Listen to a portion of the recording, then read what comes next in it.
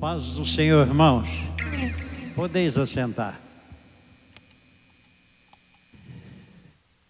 Os cultos que nós nos reunimos para prestar a Deus às sextas-feiras, ele é chamado de culto de ensino, mas outrora nós chamávamos culto de doutrina, não é assim?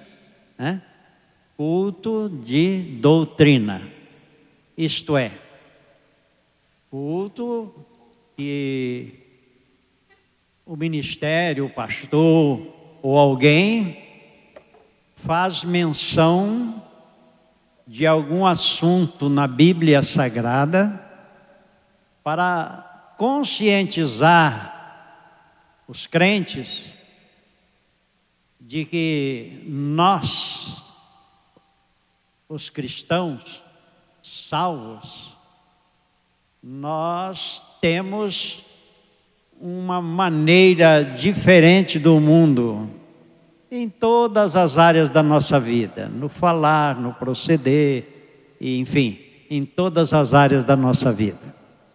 E isso é muito importante para a igreja. Sem isso, a igreja, com algumas exceções de alguns irmãos, nunca será igreja.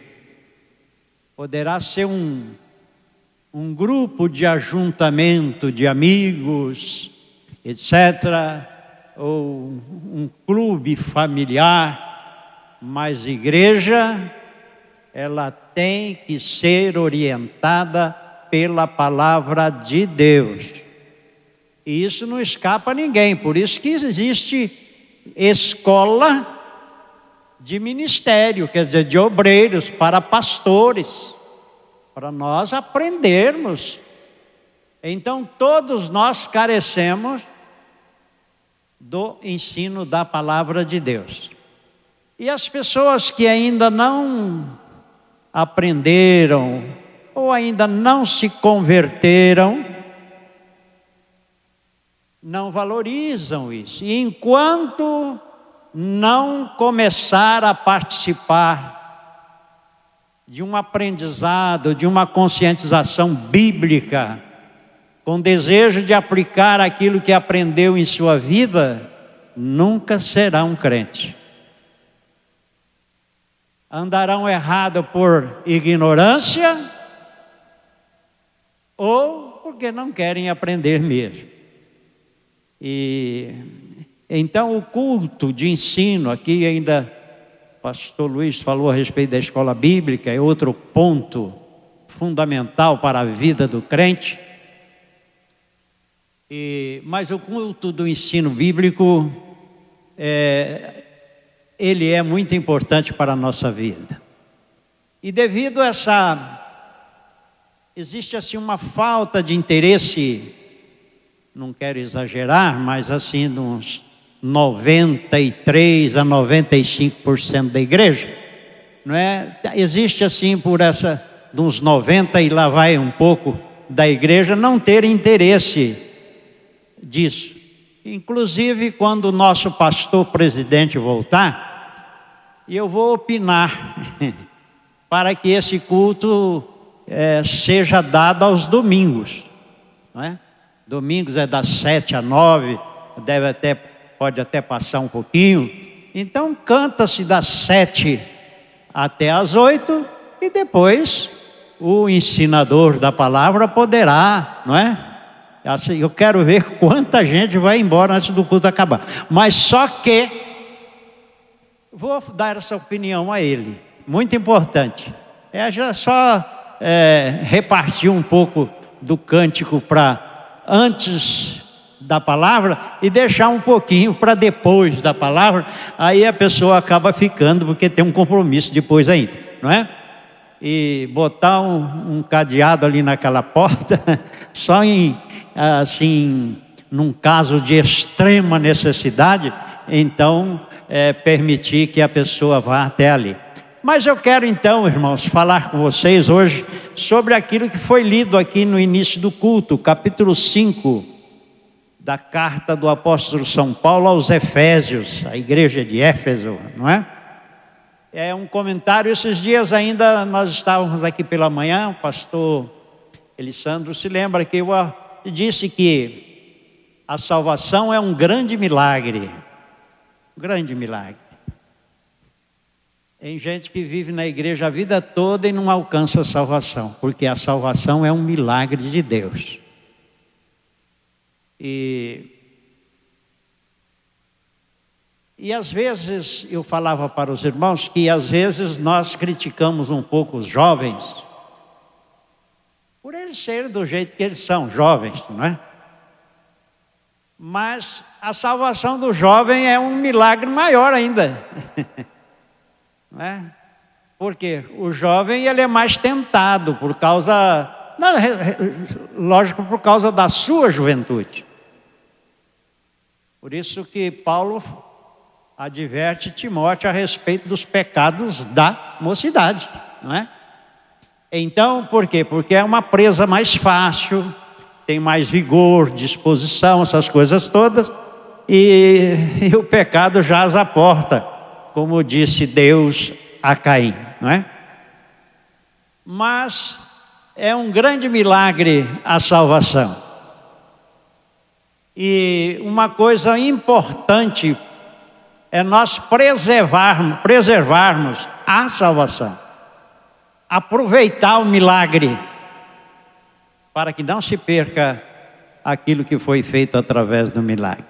Então eu quero comentar aqui com os irmãos, neste culto de ensino ou de doutrina, alguma coisa, vou discorrer sobre aquilo que foi lido. Capítulo 5, aos Efésios, versículo 1, Paulo, ele diz assim, Paulo vem dando assim, irmãos, a carta aos Efésios é de uma profundidade tão grande, que se você adentrar nela, lendo, meditando, orando, pedindo a Deus esclarecimento, quando você penetra nesta carta, e ela vem ao seu entendimento, ao seu coração, é como se você tivesse saído da terra e ido para o céu. É uma maravilha. Paulo, ele muito falou aqui a respeito da unidade da fé, da santidade cristã, que é completamente oposta ao viver do povo gentil, quer dizer, daqueles que não é crente, porque gentios nós somos também, mas só que somos gentios salvos, somos igreja agora.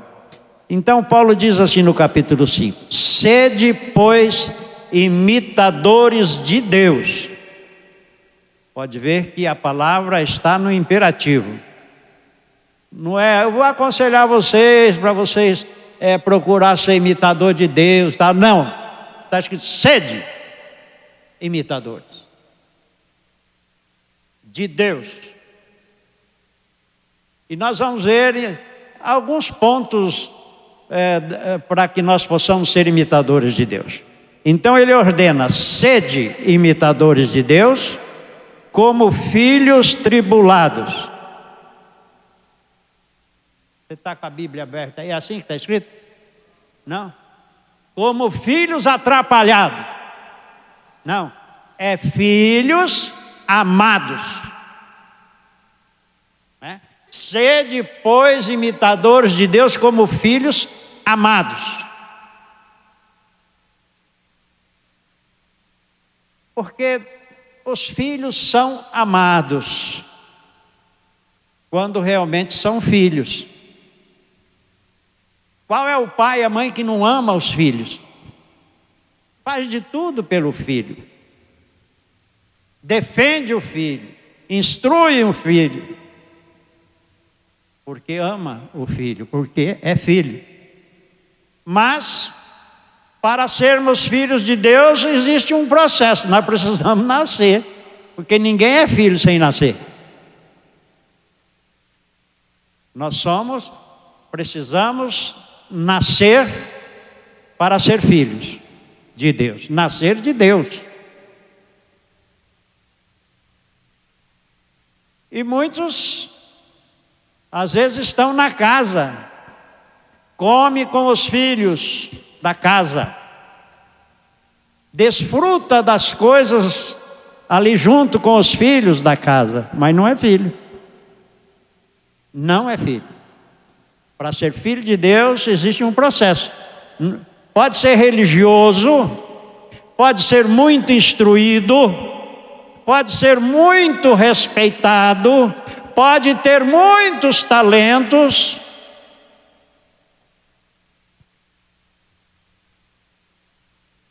mas precisa uma coisa.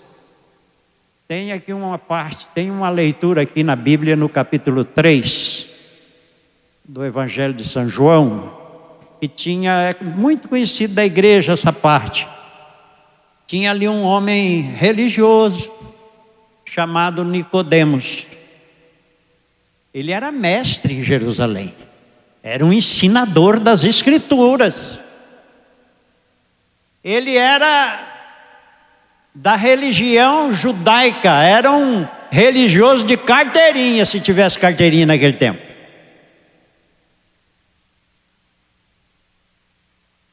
E ele, vendo o que Jesus fazia, e nós hoje continuamos vendo o que Jesus faz. O que Jesus faz. Ele continua fazendo.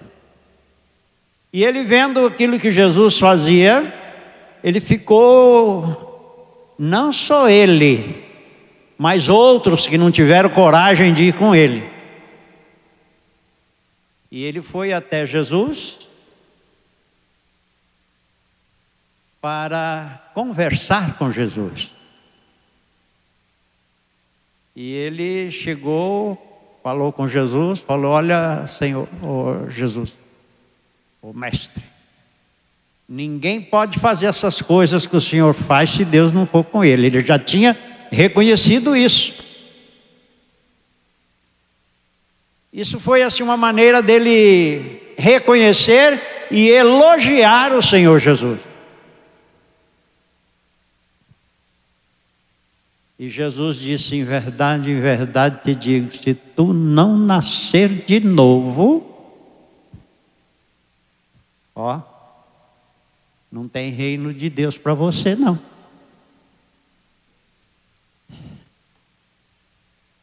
E ele ficou espantado com aquilo e tal, perguntou, inquiriu a respeito de Jesus, a respeito desse nascimento. E Jesus disse: em verdade te digo que se não nascer da água e do Espírito, não tem reino dos céus para você não.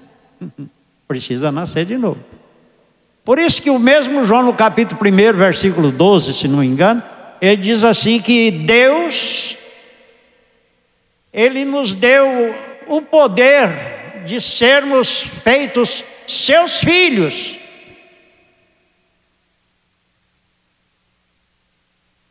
Como ser filhos? Aqueles que creem no nome de nosso Senhor e Salvador Jesus. Quer dizer, crer na obra redentora de Cristo realizada na cruz do Calvário. Tem muita gente que pensa que crer em Jesus é só levantar a mão. Não é isso não. Tem gente que levanta a mão, conheço gente que já levantou a mão umas 20 vezes e continua lá no mundão.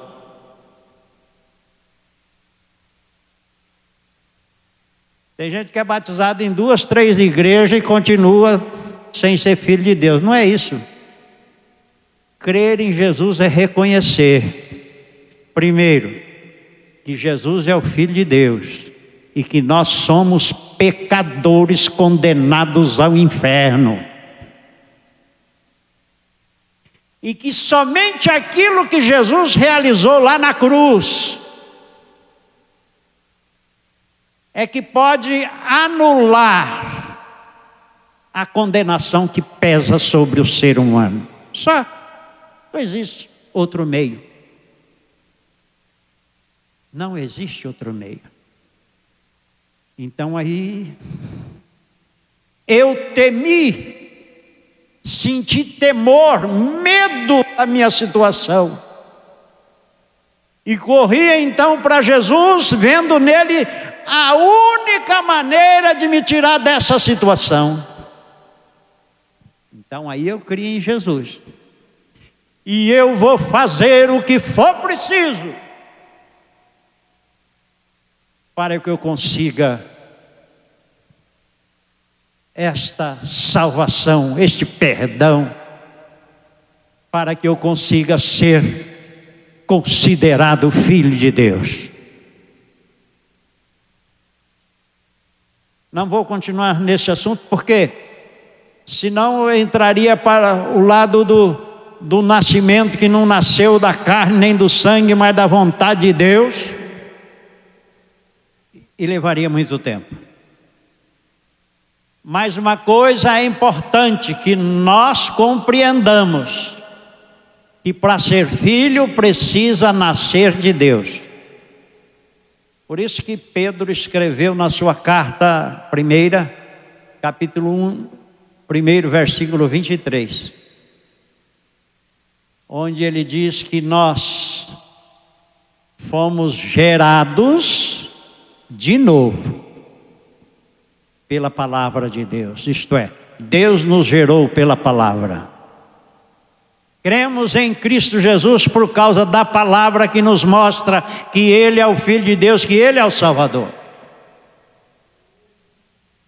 Então agora esse povo que crê em Jesus Cristo, agora é orientado pelos apóstolos aqui, e temos esta carta: ser filhos amados, ser imitador de Deus.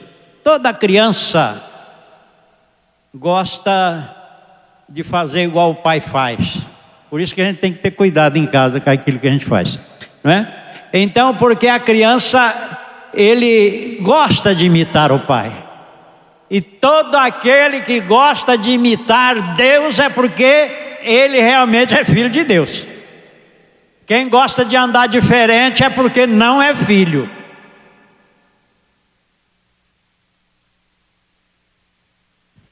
Então a palavra diz assim, para sermos imitadores de Deus como filhos amados. E continua: e andai em amor. Em amor. Como também Cristo vos amou, nos amou, e se entregou a si mesmo por nós. Eu dizia, Jesus realizou a obra na cruz, se entregou mesmo por nós, a si mesmo por nós, em oferta e sacrifício. A oferta é uma coisa, o sacrifício é outra. O sacrifício é cruento, de sangue. A oferta, não. Mas, como isso, se Jesus se entregou então como oferta e sacrifício? É que Deus, por isso que João escreveu lá em Apocalipse, no capítulo 13, versículo 8, ele fala que aqueles que adoraram a besta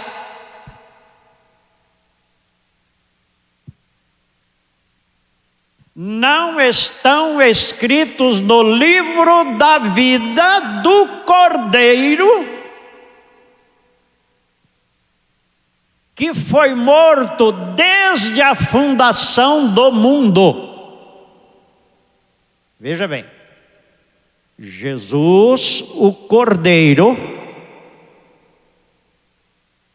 que foi morto antes da fundação do mundo. Então, como que é esse negócio? Veja bem, um arquiteto, ele chega num brejo aí, né? Eu me lembro, ali no Parque Maria Chica, no ano de 86, 88, eles fizeram uma maquete, um desenho, um negócio a respeito da rodoviária que teria ali, e daquele parque, aquela pista que ainda fui caminhar nela hoje, aquelas árvores, aquelas coisas todas, não é? E eu olhava para aquela taboa que tinha ali, aquele brejo, aquele negócio. Eu falava, mas como que vai fazer um negócio desse aqui? Como é que vai ser isso aqui, né? Mas está lá. Então o engenheiro e eu, nós dois olhávamos e ele via aquele parque. E eu via só aquele brejo cheio de taboa e capim-navalha, só. Então Deus, Ele, lá no início, só havia trevas. Antes da fundação do mundo existia a luz cósmica, essas coisas aí, né? Mas não existia nada, era um vazio. E com certeza Deus Pai conversou com Deus Filho e falou assim, olha, nós vamos construir tudo assim, assim, vai ter os planetas, as galáxias, esses negócios, vai ter os céus, né? Os céus dos céus está lá, mas vai ter outros céus, essas coisas, e vamos fazer a terra, e vamos criar muitos animais, muitos seres viventes, e vai ser assim, assim, vamos criar o ser humano segundo a nossa imagem e semelhança. Mas só que esse ser humano que nós vamos criar, ele vai ser enganado, ele vai cair e vai ser condenado por causa do pecado, porque nós não podemos aceitar o pecado junto conosco. Então eles serão mortos, serão destruídos e tal. Mas só que nós não vamos deixar ele nessa situação, nós vamos salvá-los. Mas para salvá-los precisa fazer assim, assim, assim. Falou a respeito do sacrifício, e precisa para fazer esse sacrifício. E precisa ser uma pessoa que não tenha erro, que não tenha pecado, que não tenha nada de negativo na sua existência, na sua vida. E Jesus falou, então eu vou. Mas naquele tempo Jesus não chamava Jesus ainda. Jesus veio a ser chamado Jesus quando ele nasceu lá em Belém de Judá, não é? Mas, então quer dizer, Deus, o Pai, o Filho e o Espírito Santo planejaram lá. E lá Deus já via Jesus morto em seu favor, em nosso favor. Então o Cordeiro de Deus que foi morto antes da fundação do mundo, antes do mundo existir, antes de nós existirmos, Jesus já tinha se entregado lá. Então por isso ele é chamado de oferta. Ele se entregou a si mesmo como uma oferta lá. E depois quando ele veio aqui, como sacrifício a Deus. Está vendo? Jesus. Então por isso que a palavra nos exorta para nós andarmos em amor, como também Cristo vos amou e se entregou por nós, em cheiro suave a Deus. Então isso é uma maneira que nós precisamos, irmãos. Porque às vezes a gente fala assim, ou queira ou não queira, tem que andar assim. Não, aqui tem que querer. Porque andar em amor sem querer não tem jeito. Tem que querer, tem que amar, tem que estar em Deus, tem que estar em Cristo Jesus. O Espírito Santo tem que estar em nós, porque se nós não andamos em amor. E aqui então ele diz, para andarmos em amor. Imitador de Deus no amor. Lá em Mateus no capítulo 5, versículo 43, capítulo 5 de São Mateus, versículo de número 43, diz assim, Jesus está dando um ensinamento ali aos discípulos, às demais pessoas, a respeito da lei, não é? Ele fala muita coisa importante nesse capítulo aqui, que o povo precisava ler, ou alguém ler para eles, não é? Capítulo 5, a partir do versículo 17, não é? fala o cumprimento da lei e dos profetas. Então ele diz aqui, mas eu só vou ler a partir do versículo 43. Ele diz assim, Jesus fala: ouviste o que foi dito, aonde? Lá na lei. Amarás o teu próximo e aborrecerás o teu inimigo, isso lá na lei. Mas aí Jesus fala assim: eu porém, veja só, lá na lei está escrito assim: amarás ao teu próximo, mas aborrecerás o teu inimigo. Aquele que é teu inimigo, você tem que perseguir até ele também, não é? Aborrecer ele. Mas aí Jesus, isso é lá da lei, aí Jesus fala: eu porém, Jesus está acima da lei. Glória a Deus, porque Ele é aquele que foi o cumpridor da lei. Então ele diz: eu porém vos digo, amai os vossos inimigos. Jesus tem cada coisa, né? Vocês amam os seus inimigos ou quer que ele morre? Aquilo é uma praga, era bom que, né? Não. Isso não é coisa de um crente pensar ou falar. Isso está completamente fora de uma pessoa que é filho de Deus.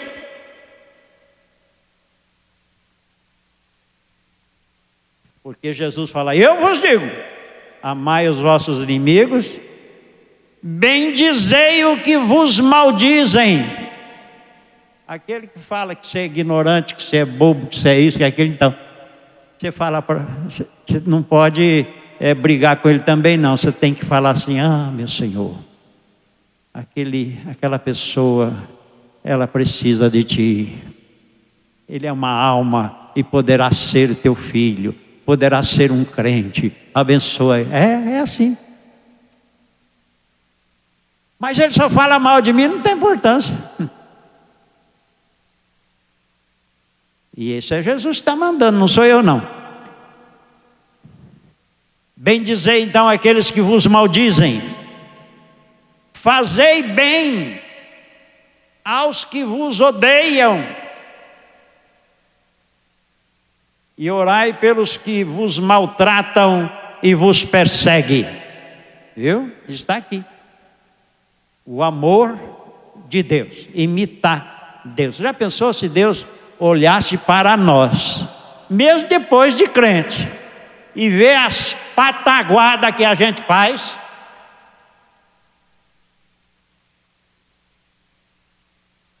Ele nos matava. Mas Ele nos ama. Vai tendo paciência com você e comigo, e vai nos ajudando para ver se a gente chega até o final e possa entrar no reino eterno com Ele. Glória a Jesus. Então nós temos que fazer isso. Para quê? Diz o versículo 45: para que sejais filhos do vosso Pai que está no céu. Porque o nosso Pai que está no céu, Ele faz com que o sol se levante sobre os maus e sobre os bons, a chuva desça sobre justos e injustos. Porque se vocês amar só aquele que vos ama, que galardão vai ter nisso? Eu gosto muito daquele irmão, eu amo porque ele é tão bonzinho para mim. Ele faz tudo por mim. Aquele irmão, tá bom, tem que amar ele também. Mas isso não tem vantagem nenhuma. Você ama porque ele te ama. Não tem vantagem nenhuma. É Jesus que está falando, não sou eu. Então diz assim: se amardes os que vos amam, que galardão havereis? Os publicanos lá não fazem isso também? Os ímpios lá fora não agem desse jeito também? Mas nós somos crentes, então a diferença nossa é que mesmo que a pessoa não goste da gente, a gente continua gostando dele. Amém? Jesus tem essas coisas aqui. Aí ele continua dizendo: E se saudardes unicamente os vossos irmãos, que fazeis demais? Não está falando aqui da paz do Senhor, está falando de saudar as pessoas. O que é que vocês vão fazer demais? O pessoal incrédulo lá fora também não faz assim? E agora nós, como filho de Deus, às vezes aí irmãos, como tem gente que acha ruim com tudo, fica magoado com tudo. Está parecendo criança manhosa. Criança é que faz isso. Mas nem todas também, algumas que são manhosas. Porque criança é assim, a mãe vai põe o prato lá e um garfo. O prato e o garfo é igualzinho, esse e esse. Aí senta um aqui, um menino. Aí ele pega o garfo do outro. O garfo é igualzinho, o prato é igualzinho. E faz um brigueiro porque pegou o garfo do outro. Não, esse é o meu, mas não é igual, mas aquele é o meu. E pronto, e faz, é assim, tem crente assim, irmão. Aí vai indo na rua, de repente, em vez de falar paz do Senhor, começa a ver a placa da Pernambucana lá, para ver como é que está. Então, isso não é isso que está escrito aqui. Jesus fala que se a gente saudar só aquele que nos sauda, não tem galardão nenhum, não tem diferença nenhuma, porque os ímpios lá fora faz isso também. Aí ele fala assim, versículo 48, esse é importante. Quer dizer, todos eles são, mas esse aqui fala de uma maneira mais profunda conosco. Sede vós, pois, perfeito, como é perfeito o vosso Pai que está no céu. Será que Jesus está querendo que a gente seja perfeito igual a Deus? Não é isso, porque ele sabe que a gente não pode atingir isso. Mas o que ele está pedindo é o seguinte: você como homem, você como mulher, você como um crente, seja perfeito como homem, seja perfeita como mulher, seja perfeito como crente, assim como Deus é perfeito como Deus. Temos que procurar a perfeição como homem, como esposo, como esposa, como filho, como filha, como pai, como mãe. Precisamos ser perfeitos. Não como Deus, mas como homem. Porque como Deus não tem jeito. Então, imitador de Deus no amor. E agora tem um outro ponto, que está aqui na primeira carta do apóstolo São Pedro, capítulo 1. Aleluia. Versículo de número 15.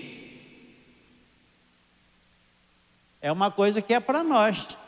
Parece que existe assim um medo de falar nisso aqui. Diz assim, versículo 15 a seguir: mas como é santo aquele que vos chamou. Deus nos chamou. Então, como é santo aquele que nos chamou, sede vós também santos em toda maneira de viver. O que é ser santo? É ser separado daquilo que é ruim, ser separado daquilo que é imundo, ser separado daquilo que desagrada a Deus. Então isso é ser santo. Por que eu tenho que ser assim? Porque o Deus com quem eu vou passar a eternidade, assim, Ele é santo. Quem quiser morar com Ele tem que ser assim. Senão não vai morar com Ele não. Não vai ficar aqui mesmo.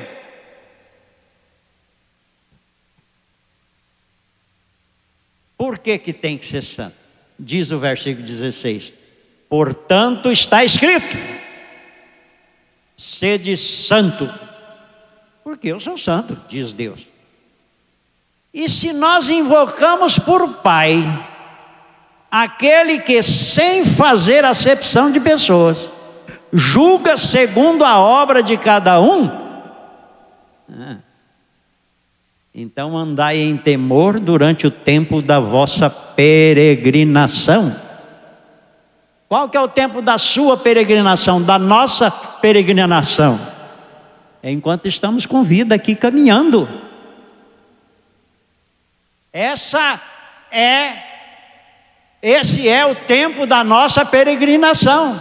Tem uns que têm uma peregrinação de até às vezes 100 anos, outros de 50, de 30, de 20, de 10, às vezes algum de 2 meses e morre, né? Mas durante o período da nossa peregrinação, nós temos que temer a Deus, porque Deus, Ele vai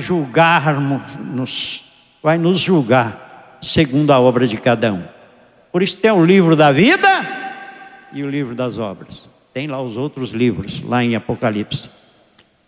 Diz o versículo 18: por que tudo isso? Porque sabendo que não foi com coisas corruptíveis como prata ou ouro que nós fomos resgatados da maneira ruim, perversa, que nós recebemos por tradição dos nossos pais. Mas nós fomos resgatados como? Com o precioso sangue de Cristo, como de um cordeiro imaculado e incontaminado. Amém? Nós fomos resgatados, quer dizer, purificados, tirados lá do mundo, tirado para fora e colocado no reino por causa do sangue do cordeiro. Então, ser imitador de Deus no amor e na santidade. Não vou falar mais de pontos de imitação, mas eu quero falar por que eu estou dizendo isso, para que o negativo não seja praticado por nós.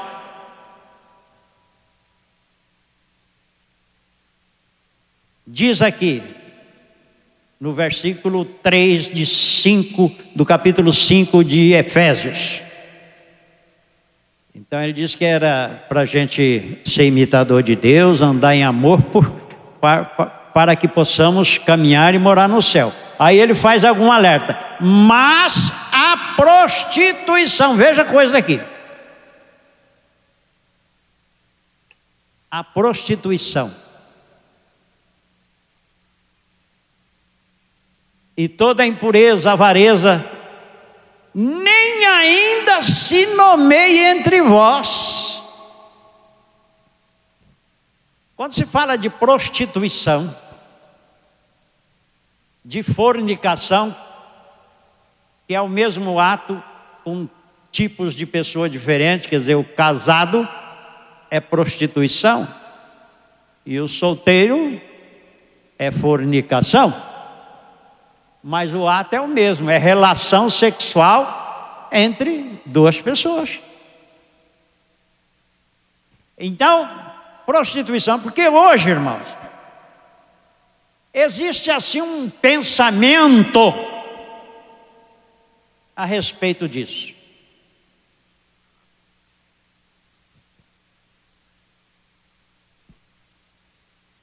Hoje em dia as pessoas pensam assim: ele já está noivo, ela já está noiva com ele e tal, então por isso que eles estão dormindo junto. É um prostituto e uma prostituta. Pode faltar 3 dias para o casamento, pode ser noivo ou namorado. Se estiver tendo relações sexual, está em fornicação, que é o mesmo pecado da prostituição. Se Jesus voltar e estiver assim, vai para o inferno. Não é palavra minha, é a Bíblia. Parece que tem medo de falar. Eles são jovens ainda. Eu assumi uma igreja uma vez,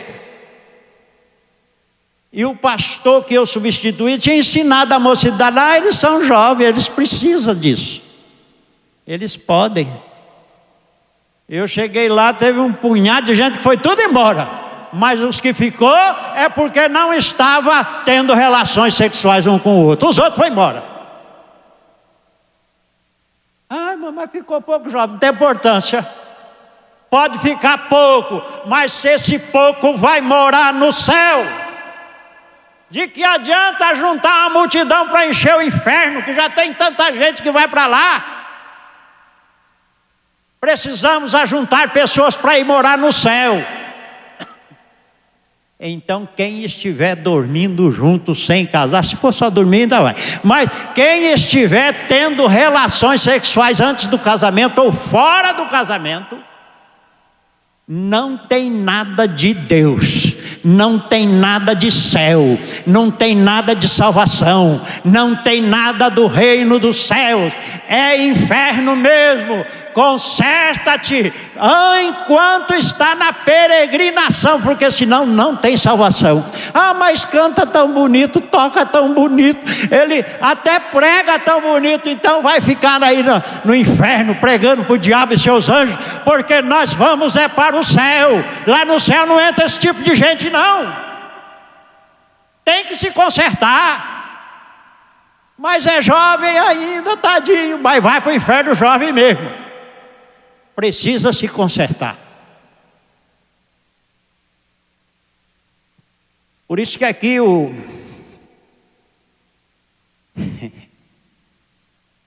apóstolo São Paulo, uma certa ocasião, ele escreveu lá para a igreja de Coríntios,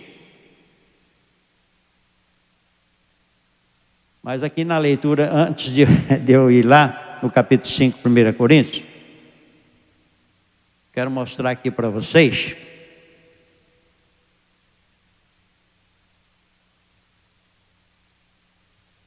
O versículo 6 do assunto que nós estamos aqui, do capítulo 5 de Efésios, versículo 6, diz assim: ninguém vos engane com palavras vãs, porque por estas coisas vem a ira de Deus sobre os filhos da desobediência. Às vezes tem pastores, obreiros,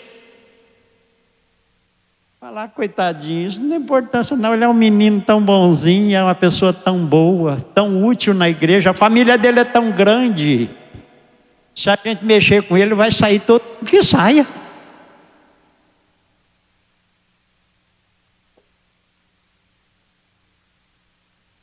Vai caçar o carro, o caminhão que você caiu. Aqui não, aqui é a igreja de Deus.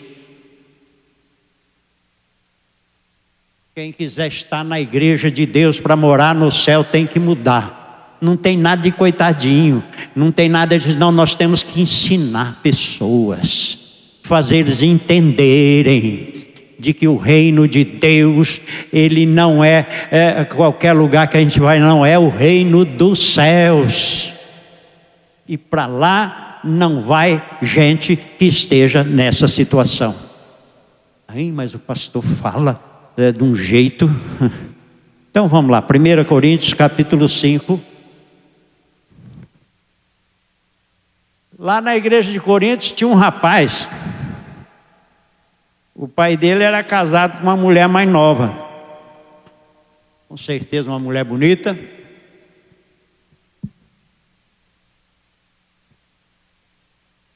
E o rapaz que era filho dele, mas não era filho dela. Os dois se engraçou e ele passou a ter relações sexuais com a esposa do pai. É, irmão, é coisa séria. Mas isso acontece na igreja de Deus? Acontece. Tem adúltero na igreja de Deus? Tem. Fornicação na igreja? Vixe, como tem. Por isso que tem que ensinar. Para a pessoa aprender que ele está errado, ou vai embora de vez, ou se converte para morar no céu. Mas ele vai ficar sabendo que a situação dele é irregular e do jeito que está não vai para o céu. Então veja o que Paulo escreveu lá para a igreja, por causa desse rapaz. Ele fala assim: geralmente se ouve que há entre vós fornicação, e fornicação tal, qual nem entre os incrédulos, como é haver quem abuse da mulher do seu pai. E vocês estão inchados aí, nem ao menos vos entristeceste, por não ter tirado dentre vós quem cometeu tal ação. Ah, irmão, se o senhor suspendeu o irmão da liberdade na igreja, da comunhão da Santa Ceia, de tocar na orquestra ou de cantar no conjunto, se o senhor suspender, é a mesma coisa que lançar ele no inferno. Não estou lançando no inferno, não, ele já está no inferno. A disciplina tem o objetivo não da gente fazer uma vingança contra a pessoa, mas sim de levar a pessoa ao arrependimento para ele ser salvo. Então Paulo diz aqui: então vocês estão aí como se isso não fosse nada, e não tirou ele de meio de vocês?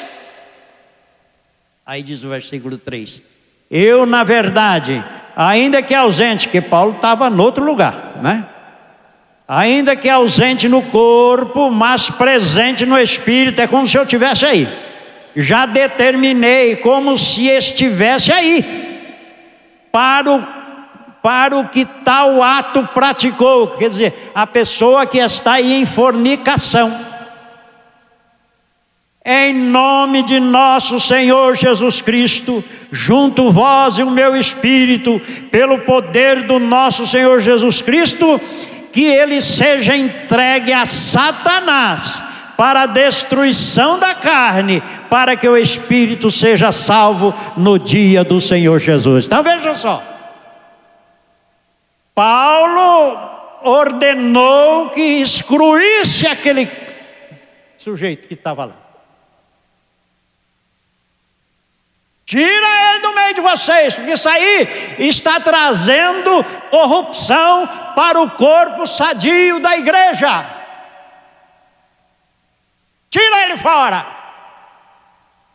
E eu entreguei ele para Satanás. O apóstolo falar um negócio desse, entregou o moço que era lá da igreja para Satanás. Entregou. Para quê? Para a destruição da carne. Isto é, Satanás com certeza ia colocar nele uma enfermidade, alguma coisa terrível. Por isso que João, quando escreveu a sua carta, ele diz assim, que aqueles que pecou para a morte, para esse eu vos digo que não ore. Está lá em 1 João, quer ver?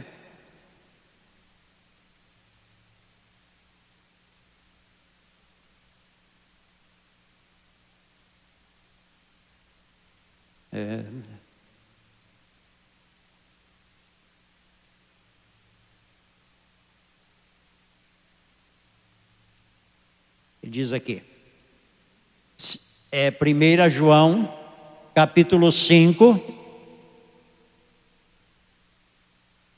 diz versículo 16 e 17: se alguém vir pecar seu irmão, pecado que não é para a morte, orará.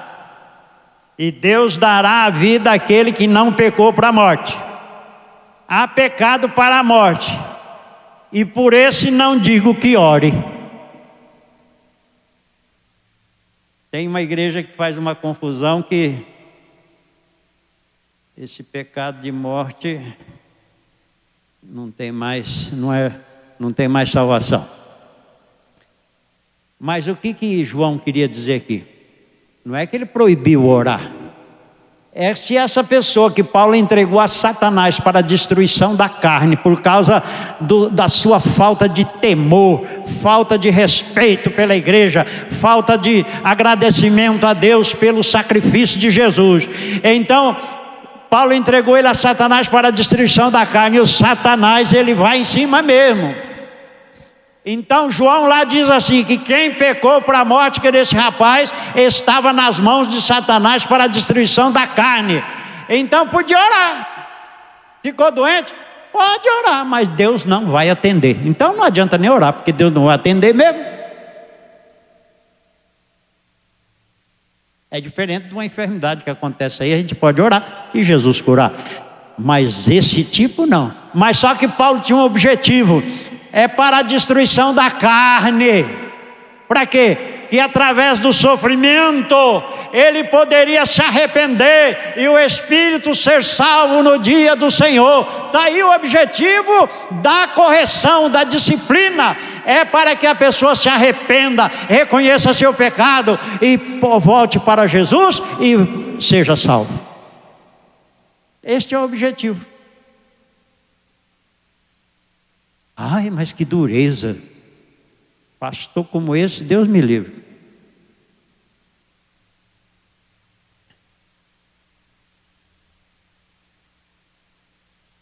Eu gosto de pastor bonzinho.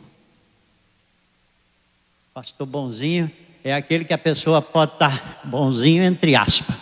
É que a pessoa pode estar adulterando, pode estar na fornicação, pode estar no vício, pode estar do jeito que está, e ele chega aqui, eu quero é louvar o Senhor, eu vou louvar. Vai louvar nada, rapaz, você vai fazer um barulho aí, o pessoal vai fazer meu ouvido doer. Então, nada disso. O que vai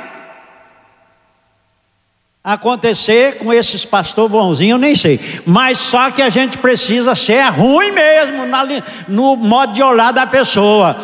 O que é ser ruim? Falar a verdade.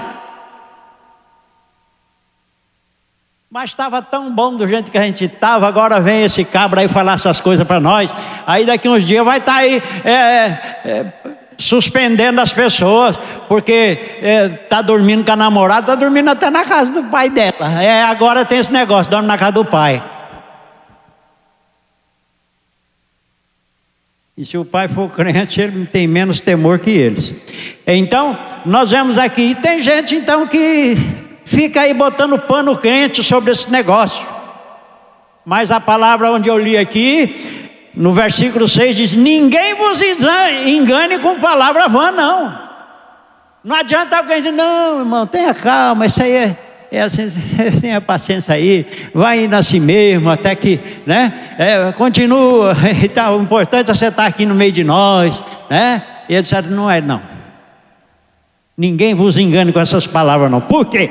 Porque por estas coisas, que coisas? A torpeza, a parvoíce, a chocarrice, a prostituição, a fornicação, a impureza, a avareza, essas coisas, por causa disso vem a ira de Deus sobre as pessoas. E nós não queremos estar debaixo da ira de Deus, mas debaixo da proteção de Deus. E tem muito mais aqui para mim que eu poderia falar. Mas já são lá 20 para as 10. Ainda bem que o relógio é lá atrás. Aleluia. Irmãos, ajude uns aos outros. Você tem um amigo que está nesta situação irregular, fala para ele. Se ele não se consertar, vai para o inferno. Irmã, você tem uma moça, alguém que está nessa situação, avisa ela, para que ela não vá para o inferno,